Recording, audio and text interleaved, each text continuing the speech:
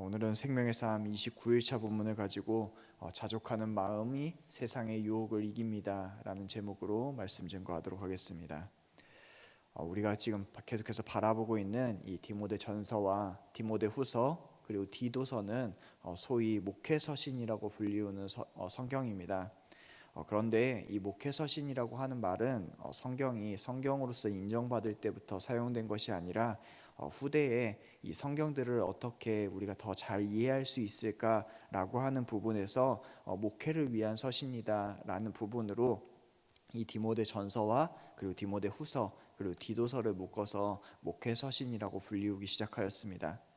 그런데 이렇게 목회서신이라고 불리우기 시작하면서 가끔 이 성경들을 가리켜서 목회서신이라고 이야기하다 보니 오류에 빠지는 사람들도 생기는데 이 서신들을 목회자를 위한 서신이라고 생각을 하거나 아니면 목회자 그러니까 개인적인 디모데나 디도에게 보내는 편지라고 오해하는 경우도 있습니다. 물론 이것이 디모데와 디도에게 보내는 서신이 맞습니다. 그러나 바울은 이 목회자 한 사람뿐만이 아닌 그들이 사역하고 있는 교회와 주변 교회에게 이 서신을 분명하게 보냄으로써 이 서신이 분명하게 목회의 지침이 있는 것뿐만이 아니라 모든 성도들의 그러니까 교회를 세워가는 모든 성도들과 가정들에게 보내는 서신이라는 것을 우리는 기억하며 이 서신을 볼 때 우리가 어떻게 교회를 세워야 되는지 또한 하나님께서 모든 성도들에게 어떻게 이야기하시는지를 우리는 이해할 수 있습니다. 오늘 우리가 본문에서 바울은 먼저 종들에게 이야기를 하는 것을 바라볼 수 있는데요. 당시에 이 멍에 아래 있는 종이라고 하는 단어를 바울은 사용하고 있습니다. 이것은 성도들의 대다수를 차지하고 있었던 노예들을 이 당시에 지칭하는 이야기로 바울은 그러니까 성도 대다수에게 이 이야기를 이야기하고 있는 겁니다. 바울은 노예로서 믿음을 가진 자들에게 자기 상전들을 범사에 공경하라라고 분명하게 이야기하며 오늘 6장을 시작하고 있습니다. 그런데 오늘날 이 본문에 관해서 바울을 힐난하거나 비난하는 사람들이 있습니다. 왜 그러냐면 바울이 노예제도에 대해서 묵인하고 마치 노예제도를 이렇게 인정하는 듯하게 이야기하는 것 같다라고 해서 이 바울을 이야기하는 바울을 비난하는 사람들이 있다라는 겁니다. 그러나 하나님께서는 바울에게 분명하게 주신 사명이 있습니다. 그것이 무엇이냐면 바울에게 가장 급한 것 그러니까 복음 증거가 바울에게는 가장 큰 사명이었던 겁니다.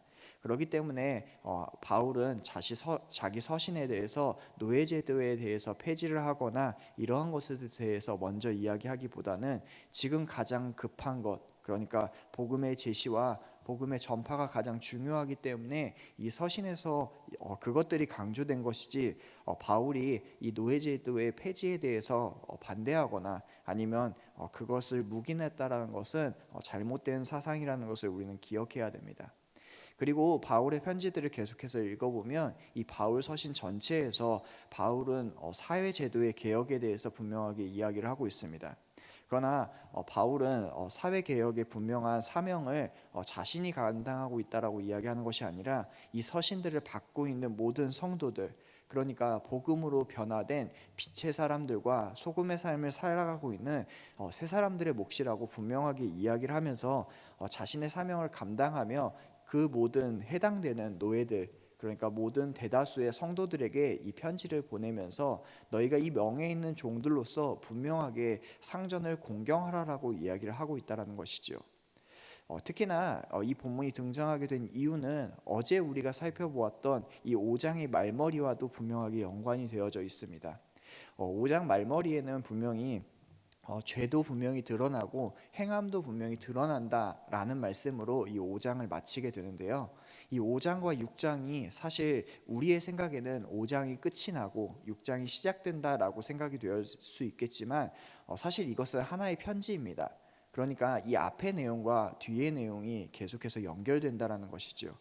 그러니까 그 말은 무엇입니까? 죄도 드러나고 행함도 드러난다라는 것에 가장 첫 번째로 모든 대다수의 성도들인 노예들에게 너희가 복음으로 구원을 받았을지라도 너희의 상전에게 분명히 너희는 공경해야 되는 모습이 너희의 성도된 자로서의 모습이다라고 하는 것을 분명하게 이야기하고 있다는 것입니다. 그리고 분명히 이 성도된 자들로서 그것을 행해야 되는 이유가 무엇이냐면, 바울은 너희 행하는 모든 것이 하나님의 이름과 그 교훈이 비방받지 않게 하려 함이다 라고 하는 분명한 지침을 모든 성도들에게 준다라는 것이지요. 그러니까 성도들이 세상을 살아갈 때 가장 중요한 것은 자신의 행동으로 말미암아 하나님의 이름과 교훈이 분명하게 비방받지 않고 영광을 받으시느냐라고 하는, 이것이 성도들에게 가장 중요한 삶의 목적이자 삶의 태도라는 것을 성도들에게 분명하게 이야기하고 있다는 겁니다. 그리고 이러한 사실은 바울에게 있어서 또한 종이나 상전이나 모든 그리스도인들이 가져야 되는 모든 공통의 관심으로 오늘 분명하게 이야기하고 있다는 것을 현대에 사는 우리들도 분명하게 알아야 됩니다. 그래서 바울은 종들에게만 이야기하는 것이 아니고, 또한 믿지 않는 상전들에게만 그렇게 행하는 것이 아니라, 너희가 믿는 상전과 믿는 노예로 있다 할지라도, 그 믿는 상전이 너의 형제가 되었을지라도 그 집에서 너가 그를 경히 여기지 말고 그를 더 오히려 잘 섬기는 사람으로, 빛의 사람으로 살아가야 된다라는 것을 분명하게 이야기하고 있습니다. 그리고 이것은 바울이 여기에서만 이야기를 하는 것이 아니라 이미 갈라디아서에서 분명하게 이야기를 했던 부분인데, 이것을 이 디모데 전서에서 더 확장해서 이야기를 하고 있는 겁니다.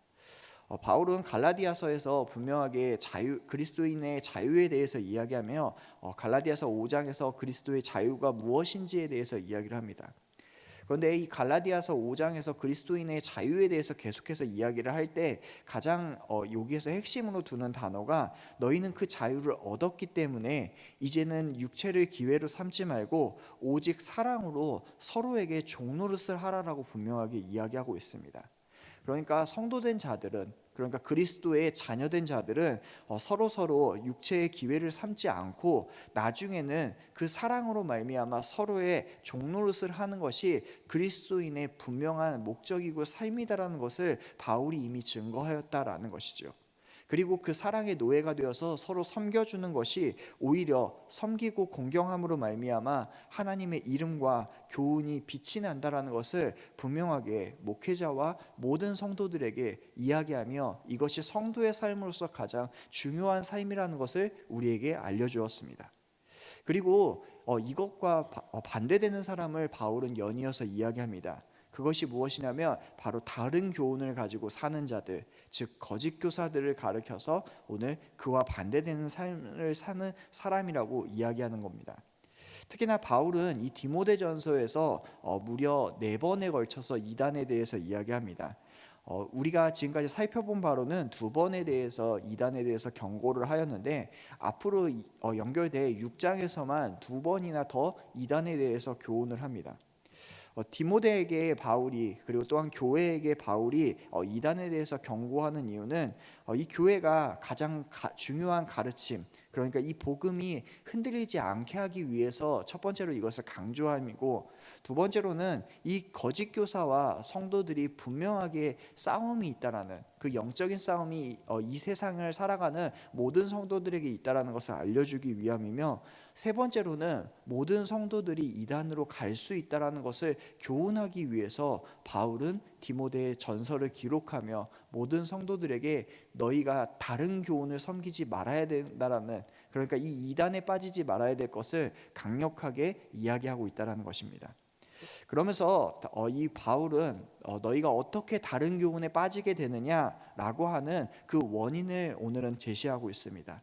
그 원인은 2가지라고 바울은 이야기하고 있는데, 첫 번째로 많은 성도들이, 그러니까 많은 사람들이 다른 교훈에 빠지는 원인은 첫 번째로 예수 그리스도의 말씀을 그 마음에 두고 있지 않기 때문이라고 이야기를 합니다. 그러니까 우리의 마음 가운데 예수 그리스도의 말씀을 마음 가운데 두지 아니하면, 그러니까 그 말씀을 상고하지도 그 말씀대로 행해서 살지 않는다면 다른 교훈을 이야기한다라고 바울은 분명하게 이야기를 하고 있습니다. 또한 둘째로 그것이 또 다른 교훈으로 가는 이유는 경건에 관한 교훈을 따르지 않기 때문이라고 이야기합니다. 그러니까 말씀을 듣고 말씀을 보았으나 그것을 경건한 삶으로서 살아내지 않는 것, 그 모든 것이 바로 다른 교훈으로 빠지는 모든 성도들의 모습이라고 이야기를 하고 있는 것이죠. 그래서 바울은 이것을 두 가지로 요약을 해서 이야기합니다. 첫 번째로는 우리가 다른 복음으로 빠지는 것은 바른 말씀이 없기 때문이고, 우리가 다른 복음으로 빠지는 것은 우리의 삶에 경건의 모습이 없기 때문이라고 분명하게 이야기를 하는 것이지요. 이것은 복음과 성경적인 윤리가 없을 때, 그러니까 우리 마음 가운데 하나님의 말씀이 없고 또한 그 말씀대로 사는 삶이 없기 때문에 다른 교훈이 분명하게 우리의 삶에서 드러나며 이단에 빠진다라고 이야기를 합니다. 그리고 이 이단에 빠지는 사람들, 그러니까 거짓 교사가 된 사람들에게는 세 가지의 특징이 드러난다라고 이야기를 하는데, 바울은 첫 번째로 그것이 교만이고, 두 번째로는 마음의 부패가 일어나며, 세 번째는 경건을 이익의 방도로 생각하고 여기게 된다라고 이야기를 하고 있습니다. 첫 번째로 바울이 이걸 분명하게 이야기하는 것은, 이것들이 가장 잘 드러나는 사람이 누구입니까? 바로 목회자입니다. 그러니까 이것을 먼저 디모데에게 분명하게 경고하는 겁니다. 너는 교역자로서 마음 가운데 교만하는 것을 경계해야 되고, 마음이 부패하는 것을 경계해야 되며, 너의 경건한 그 모든 생활들이 너가 돈을 버는 이익의 방도로 여겨서는 안 된다라는 것을 디모데에게 분명하게 교훈하는 것입니다. 그런데 여기에서만 끝나는 것이 아니라 이 서신 자체가 모든 성도들에게 드러나는 서신이라는 것을 기억하면, 모든 성도들에게도 다른 교훈으로 빠지면 그 사람이 교만하게 되고, 또한 마음이 부패하게 되고, 경건한 생활, 그러니까 예배드리는 행위나 아니면 하나님 앞에 드리는 기도나 아니면 어떠한 봉사들도 그것이 이익의 방도로만 생각되는 모든 모습이 나타난다는 것이 바로 다른 교훈을 품은 사람들의 모습이라는 것이죠. 그래서 바울은 이야기하는 겁니다. 죄는 반드시 드러나게 되는 것이고, 또한 행함도 반드시 드러나게 된다. 그렇기 때문에 빛의 사람들이라면 반드시 그 삶 가운데서 이러한 모습이 드러난다라고 이야기를 하는 겁니다. 그래서 이것을 모든 성도들은 마음에 품고 살아야 됩니다. 그러니까 바울은 어떠한 특정한 사람들이 이단에 빠지는 것이 아니라 하나님의 말씀에서 벗어난 누구든지 이단이 될 수 있다는 것을 모든 성도들에게 이야기했다라는 것이죠. 그리고 성도들은 자신의 삶이 교만하게 빠지거나 마음이 부패하게 빠지거나 경건을 이익의 목적으로 두기 시작하면 성도들도 이 이단에 빠지게 되고, 특히나 복음을 전하는 이 장로들이, 그러니까 그 장로들이 교만에 빠지면 다른 복음을 전하게 된다는 것이고, 마음이 부패하여서 거짓을 이야기하고 또한 다른 복음을 행하는 것처럼 살아가면 그 자체로서 오늘 이단에 빠지는 것이고, 그 경건한 모습이 이익을 구하는 모든 모습이라면 그 사람 자체가 이단이니 그 교회에서 공정하게 치리하라는 것을 이야기하고 있는 겁니다. 그래서 우리가 5장을 살펴보면 왜 장로를 세울 때, 안수할 때 왜 너희들이 이것을 공개적으로 해야 되고, 그리고 또한 왜 그 사람을 살펴보아야 되며, 장로가 왜 잘못하였을 때 교회는 그 모든 것을 공개적으로 알리고 치리해야 되는지를 바울은 먼저 이야기를 한 것입니다. 그러니까 이것은 사실 목회자를 위한 서신이 아니라 모든 성도들에게 우리가 경건하게 사는 삶이 무엇인지를 이야기하고, 우리가 그렇게 살게 되면 모든 사람들이 그것을 두려워해서 교회가 건강해지는 것을 바울은 이야기하고 있다는 겁니다. 사랑하는 성도 여러분, 교만해지면 자신이 알지 못하는 새에 우리는 이단에 빠지게 됩니다. 그리고 또한 그 이단에 빠진 사람들은 어떻게 변합니까? 변론만 좋아하고 언쟁만 좋아하게 된다라고 이야기합니다. 또한 마음이 부패하게 되면 어떻게 합니까? 자신이 거짓을 말해도 양심에 화인 맞은 것처럼 하나님 앞에서 아무렇지 않게 그 거짓을 이야기한다라고 이야기합니다. 그리고 죄 짓는 것에 대해서 아무런 꺼리낌을 느끼지 않는다라고 바울은 이야기하죠. 그리고 더 나아가서 뭐라고 이야기합니까? 신앙을 돈 버는 도구의 수단으로 여긴다라고 이야기합니다. 그래서 바울은 그 맨 끝부분에 이 이야기를 하는 것이죠. 돈을 사랑함이 일만하게 뿌리가 된다라고. 그러니까 이것은 너희가 돈을 그냥 사랑하니까 돈을 사랑하지 말아라 라고 이야기하는 것이 아닙니다. 그러니까 지금 돈을 사랑하는 마음이 어디서부터 시작되었다라고 이야기하는 겁니까? 너희가 다른 교훈에 빠져서, 그러니까 너희 마음 가운데 하나님의 말씀이 없고 그 하나님의 말씀을 행하는 삶이 없기 때문에 너희가 교만해지고 마음이 부패해지고 경건을 이익의 방도로 생각했기 때문에 너희에게 이제 하나님이 주신 이 돈이 일만하게 뿌리가 된다라고 분명하게 이야기하는 것입니다. 그러니까 이 돈이 이 부가 우리를 악하게 만드는 것이 아니라 바른 말씀과 경건이 우리에게 없기 때문에 그것이 결과로서 우리에게 악으로 나타나게 된다라는 것이죠. 사랑하는 성도 여러분, 저는 서두에서 이 목회 서신이 목회자들뿐만이 아닌 모든 성도들에게 주는 하나님의 말씀이라고 분명하게 이야기하였습니다. 그래서 성경은 우리에게 분명하게 교훈하는 겁니다. 너희에게 바른 말씀이 없다면, 바른 행함이 없다면 누구든지 다른 교훈에 빠져서 이단이 될 수 있다라고 이야기하는 것입니다. 그래서 성경은 오히려 우리에게 반대로 제시하는 겁니다. 너희가 바른 말씀을 두고 있다면, 너희에게 바른 삶이 분명하게 드러난다면 너희의 삶은 언제나 하나님과 동행하는 삶이라는 것을 우리에게 성경은 분명하게 제시하고 있다는 것이죠. 그래서 우리는 그 말씀을 상고해야 되는 겁니다. 그리고 그 말씀이 정말로 내 삶에 그대로 행하고 있는지를 나를 쳐서 다시금 나의 삶을 되돌아봐야 된다는 것이죠. 그리고 그러한 삶을 살 수 있도록 우리는 하나님을 붙잡고 하나님께 애타게, 내가 그렇게 살 수 없으니 하나님 나와 동행해 주셔서 그 삶을 살아갈 수 있게 해 주십시오 라고 고백해야 된다는 것입니다. 그리고 이 모든 것을 성경은 가르쳐서 자족이라고 이야기합니다. 이 자족이라고 하는 말은 내게 주어진 삶에 만족하라 라고 하는 것이 아니라, 자족하는 것은 하나님을 만족하라라는 것입니다. 하나님 자체에 만족하는 삶, 하나님을 의뢰하고 사는 삶, 그 삶을 살아갈 때 우리는 이러한 삶을 살아갈 수 있다는 것이죠. 사랑하는 성도 여러분, 우리는 얼마나 말씀을 바라보고 계십니까? 얼마나 그 말씀을 상고하고 계십니까? 얼마나 그 말씀대로 행하며 살아가고 계십니까? 그리고 얼마나 하나님께 의뢰하며 살아가고 계십니까?